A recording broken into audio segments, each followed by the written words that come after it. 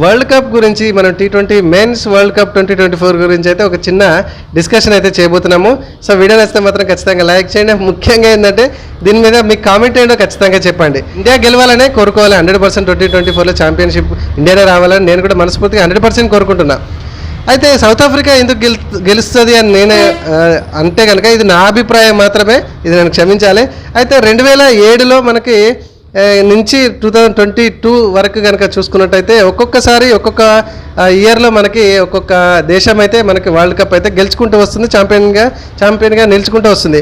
ఒకసారి చూస్తే కనుక 2007లో మనకి ఫస్ట్ టైం ఇండియానైతే ఛాంపియన్గా నిలిచింది. 2009లో పాకిస్తాన్, 10లో ఇంగ్లాండ్, 2012లో వెస్టిండీస్, 14లో శ్రీలంక, 16లో అగైన్ వెస్టిండీస్, 21లో ఆస్ట్రేలియా, 22లో అగైన్ ఇంగ్లాండ్. అయితే ఇక్కడ వెస్టిండీస్ 2 సార్లు గెలిచింది అండ్ ఇంగ్లాండ్ కూడా 2 సార్లు ఛాంపియన్షిప్గా అయితే నిలిచింది.